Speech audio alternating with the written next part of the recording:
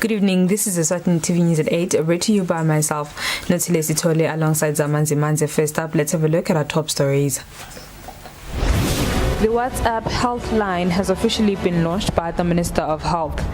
The Eswatini Investment Promotion Authority has announced that the 2021 Handicraft Fair will be hosted virtually. 800 people have benefited from Taiwan's fruit tree production and marketing project.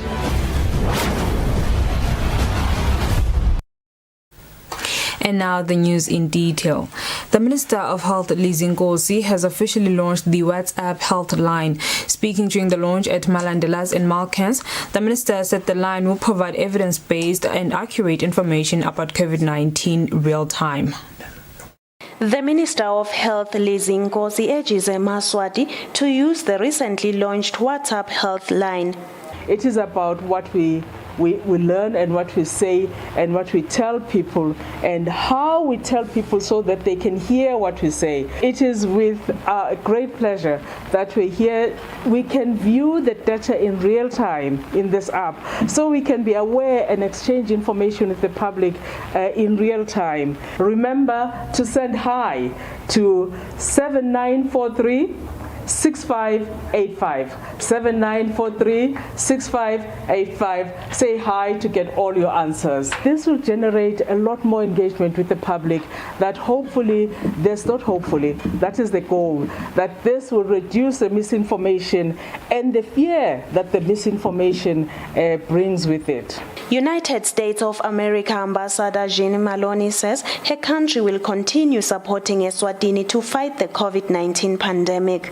It's a technological advancement meant to complement the combined efforts of all sectors to prevent and fight COVID-19. It will ensure that more Eswatini have access to critical and verified information. This will help people take the decision to get vaccinated, to protect themselves, their families, and their communities from COVID-19. The U.S. government is proud to help the Ministry of Health launch this platform through the dedicated efforts of our colleagues at the U.S. Agency for International Development, alongside our partners, the Prakelt Foundation and PACT. The Health Alert app is just one part of our multi-pronged support to help Eswatini break the cycle of COVID waves. Government has been supported with finances by the U.S. aid for the project. Other partners include Business Eswatini and PACT. Reporting for Eswatini TV News, Nelson Dlangamanda with Vuminko Sinzinisa, Malkans. The Eswatini Investment Promotion Authority will host this year's Handicraft Fair virtually. The authority's manager at Domestic Trade, Sihle Nkabinze, has announced the 21-day virtual fair will be hosted on APA's online shopping mall, that is by eswatini.com. The 21-day virtual handicraft fair, which is being hosted by the Eswatini Investments Promotion Authority, is scheduled to commence on Friday, the 24th of September on APA's online shopping mall and online exhibition avenue by eswatini.com. The handicraft fair comes at a time when handicraft makers in Eswatini are faced with continuous sharp declines in sales owing to the COVID-19 pandemic, which has forced the biggest buyers of handicraft wares in Eswatini, tourists, to put traveling on hold. The world had introduced this e-commerce or e-trade concept. We've seen a couple of countries migrating from the physical one or adding on to the physical one using the e-platform, the electronic platforms. So in terms of market, we've seen that the world has gotten small in terms of trade. We have interest from countries that are outside Africa, outside that are in other continents, meaning the USA, Europe, Asia, even Australia. So we are taking advantage of that situation as a Eswatini Investment Promotion Authority to showcase our products through these electronic platforms so that we can reach a huge number in terms of market. The handicraft fair will be preceded by a free webinar on Friday, which will be held on Zoom. Those interested in participating in the webinar and trade fair can contact Eswatini Investment Promotion Authority on trade@sipa.org.sz. For Eswatini TV News, Hlengiwe Ndlovu with Mbongwa Dube in Babane. 800 people have benefited from Taiwan's fruit tree production and marketing project. This has been revealed by the project manager Kevin Lin when giving details of the progress of the project since its inception back in 2016. Lin was speaking at Nhlambeni, where they have a strawberry project. In the year 2016, the Republic of China on Taiwan, through its technical mission, introduced the fruit tree production and marketing project. The project manager, Kevin Lin, says they are hoping to rope in more Eswatini to join the project since it has helped a lot of farmers over the years. We try to involve to the marketing issues. So that's why we choose high-value crop such as strawberry, because this is very good in the marketing. Another issue is we try to linkage the local supermarkets like OK, like the Spar and Pick n Pay. Then if you want to say how many families be covered, I think total members should be about, let me say 800. Okay, then every year we can create about 600 to 800 casual laborers to work for our project or for our project's extension work. The project coordinator Benjamin Mamba thanks Taiwan for the project. So nangabe ba eMaswati atawubamba lo msebenzi noma sekangekho eMashayina aqhubeke kahle nawo. He says Eswatini who have benefited from the project should ensure it is sustainable and a success. Laba base Taiwan basite kakhulu ngoba le Dumisani Masego, a strawberry farmer, says since joining the project, he has seen an increase in demand. He says the technical mission has helped him find market for his produce. hey angithatha uthi ngahlephula ngithini ngenzaba yemarket. Even though Eswatini produces fruits, there is still a lot that are imported. Taiwan says the project seeks to address this. Reporting for Eswatini TV News, Nelson Ndlangamandla with Vuminkosi Nzinisa, Nhlambeni. The Ministry of Health, in collaboration with the Elizabeth Glaser Pediatric AIDS Foundation, is training journalists in Eswatini on the ways of reporting on the infection rates and causes of HIV infections in children in Eswatini. Through this training, journalists are also being empowered on the application of techniques that can be used by the country's media to sensitize the nation on the causes of the transmission of HIV from pregnant women to children. The training session for journalists was held at the Bethel Court in Eswatini. While Eswatini has made significant progress in rolling out programs that focus on preventing the transmission of HIV infections from pregnant and lactating mothers to their babies, the Ministry of Health is, however, concerned over the remaining fraction of infants who are still being infected with HIV in Eswatini, despite the many interventions that have been put in place to prevent this. Prevention of mother-to-child transmission focal person in the Ministry of Health, Wiseman Mgometulu, says there are many reasons why some infants are still being infected with HIV in Eswatini. But one of the key factors that are promoting the HIV transmission, it is when our clients are not coming into the health facility well in time, which means we want them to visit the health facility for antenatal care services while they are pregnant as early as the 3rd month of pregnancy. But in most cases, you find that they come a little bit late, which dampens our interventions. We find that by the time we are giving the intervention to the pregnant woman, it is when they have already transmitted the virus to the baby. And when it comes to the time of breastfeeding, we want our clients to keep on coming to the health facility, more so to keep on taking their medication. President of the Eswatini National Association of Journalists, Welcome Dlamini, says journalists in Eswatini need to be equipped with the latest trends and information on pediatric HIV in the country. We really needed such empowerment because I think previously we have been reporting on such issues ignorantly, but now that they are engaging us, we'll report on them from an informed perspective so that we know which issues to address, the language and the terminology to use when addressing such issues. So yes, I think going forward, we will make a difference through such engagement, and we are grateful to the ministry. The Ministry of Health is currently conducting studies which will give a clear picture on the prevalence of pediatric HIV in the kingdom. For Eswatini TV News, Hlengiwe Ndlovu with Mbongwadube at Eswatini. Business Eswatini has expressed gratitude to government and the United Nations Economic Commission for Africa for launching the financing model for micro, small, medium enterprises, which is meant to fund and support the business. The Chief Executive Officer, Nathi Dlamini, says the model will ensure that businesses have easy access to finances from different institutions.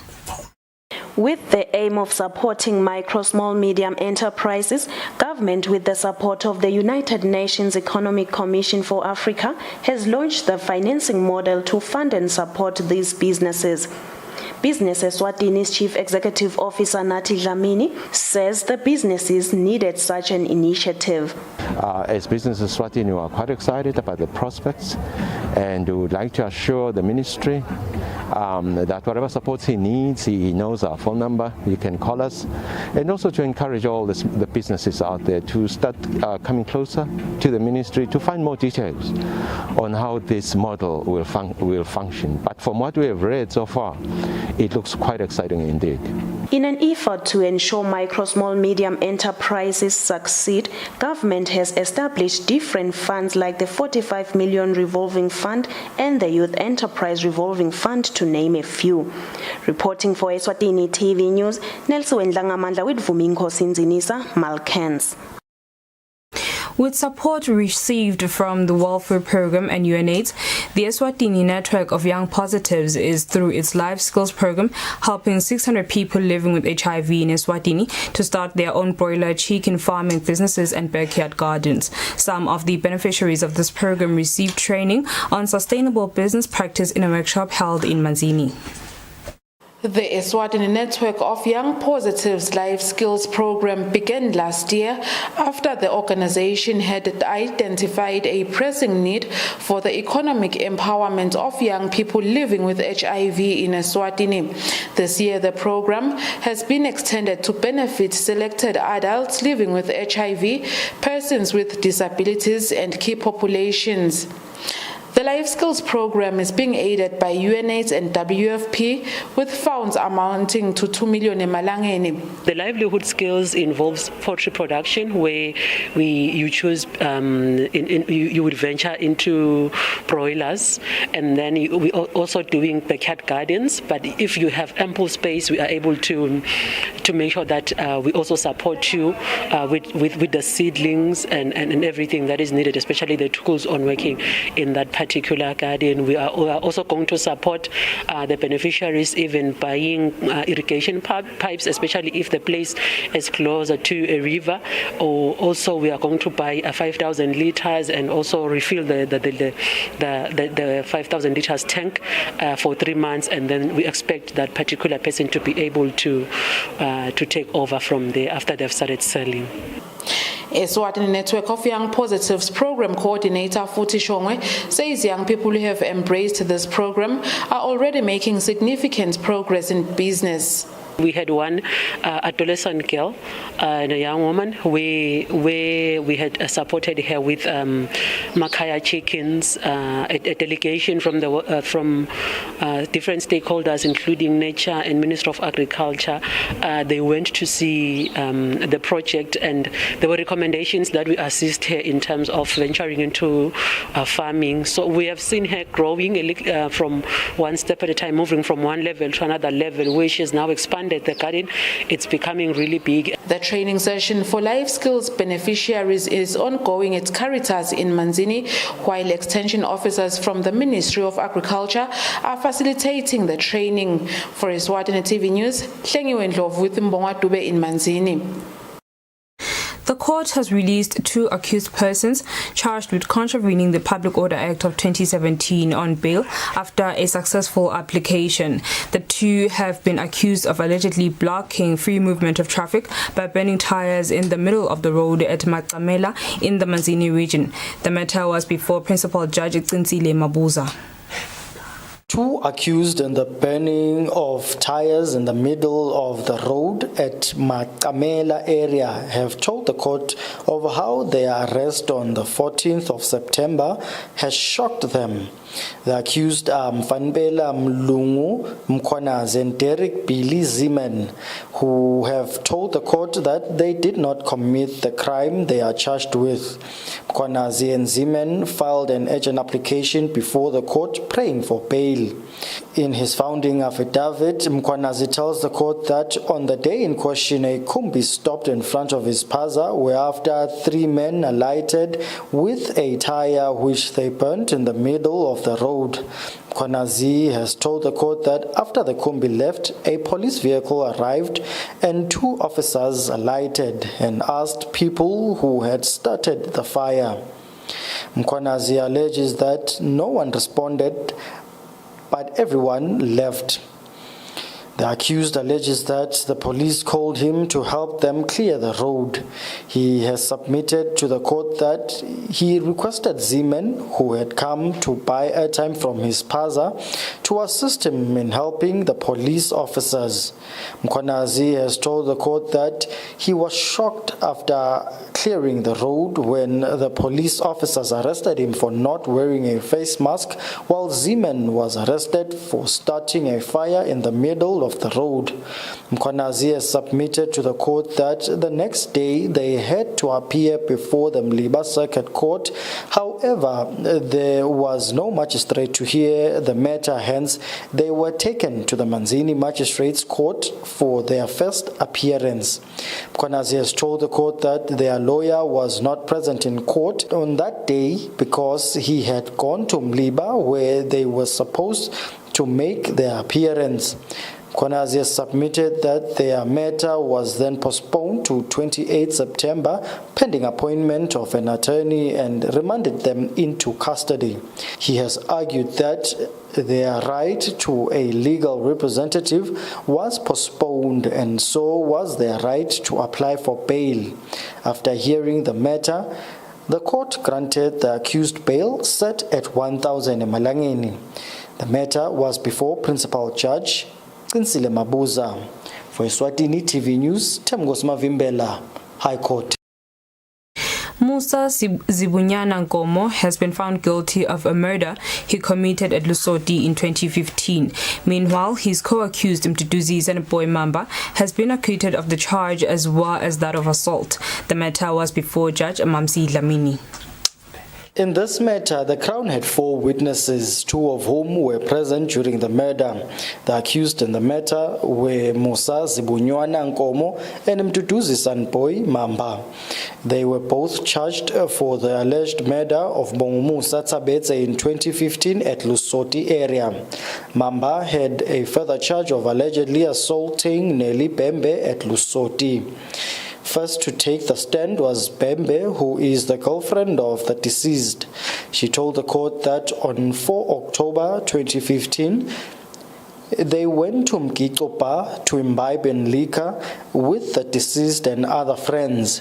Bembe told the court that it was around midnight when a certain Melusi, who was in their company, saw his girlfriend inside the bar, which was at that time closed. The witness submitted that they saw a boy touching buttocks of Melusi's girlfriend, whereafter an altercation ensued, although short-lived. Bembe narrated to the court that they then went home. She continued to narrate that while inside the house they heard some noise outside, whereafter they ran to see what was happening. Bembe told the court that the deceased found 5 men assaulting Melusi, and when he inquired why they did that, Mamba turned to him and assaulted him. The deceased is said to have retaliated. Bembe submitted that Mamba also assaulted her with an open hand to the extent that she fell to the ground and became unconscious. When she woke up, she claims to have heard people asking why someone was assaulted with a stone. On inspection, Pembe says she found the deceased on the ground and tried to wake him up, but he did not respond. She narrated that police were called, but they delayed. She also narrated that they took the deceased to the hospital, where he was certified dead. In passing judgment, the court said the postmortem report shows that the cause of death was an injury to the head. The court found that Mamba did not kill Tsabetse. The court also found that Nkomo is guilty of murder, as he was the one who threw the stone that killed Tsabetse. The court says the issue of self-defense is neither here nor there, as there was no threat to Nkomo when he threw the stone. The court also dismissed the defense of being too drunk to know where or what they were doing. The court dealt with the assault charge against Mamba, which it dismissed on the basis that he slapped Pembe after she hit him with a bottle. The matter was before Judge Mamsi Dlamini. For Eswatini TV News, Temgosi Mavimbela, High Court. And now we'll have an ad break, followed by a look at our financial markets.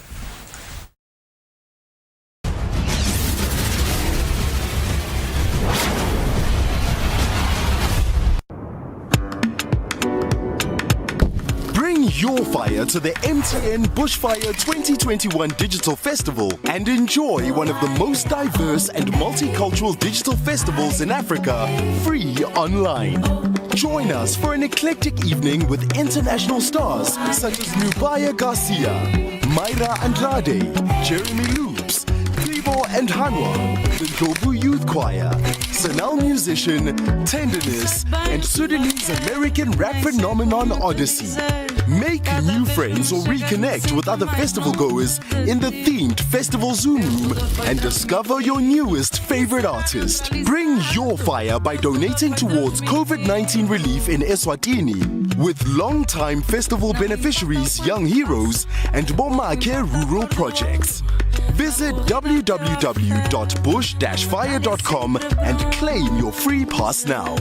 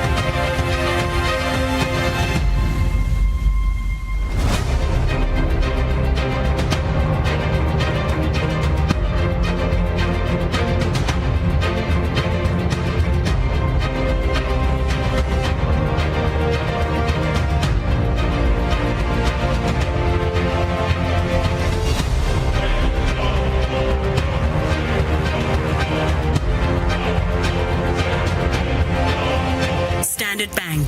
It can be.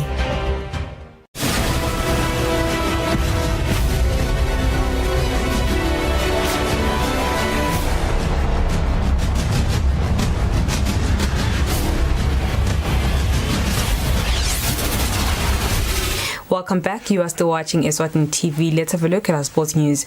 Eswatini Football Association President Peter Simelane believes that one day a local referee will be granted an opportunity to officiate at the World Cup finals. Simelane was speaking when officially opening a 5-day referees course at the House of Football. During the elections of the Football Association of Eswatini, Peter Samoras Melane came out victorious, who vowed to improve refereeing in the country. When officially opening local referees workshop on Monday, Smelane says his wish is to see local referees officiating at a world stage tournament. That you referees, you will not disappoint. And I've learned that you did not disappoint even today in the morning when you were doing physically training.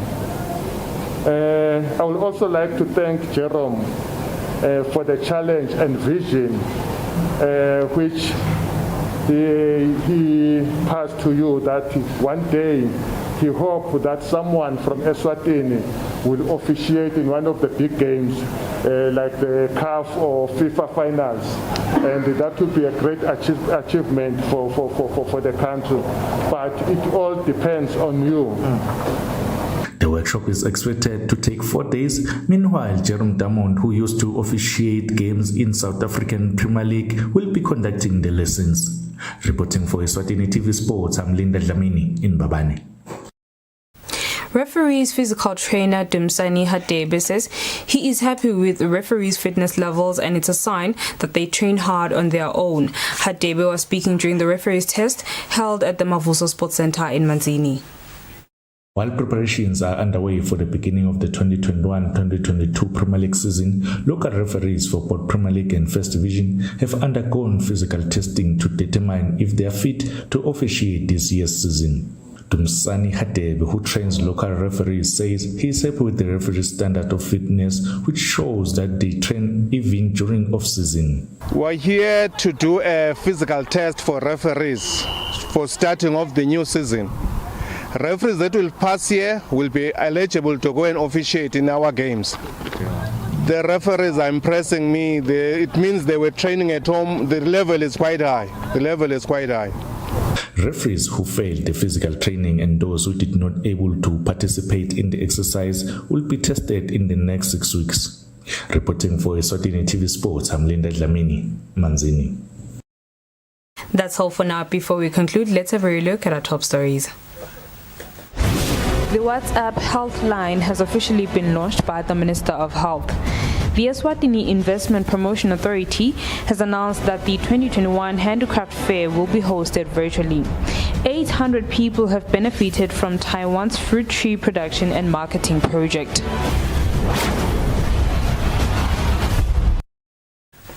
And with that, we sum up our bulletin for the evening. Up next is the update from myself and the team here at Eswatini TV. Thank you for tuning in. Good night.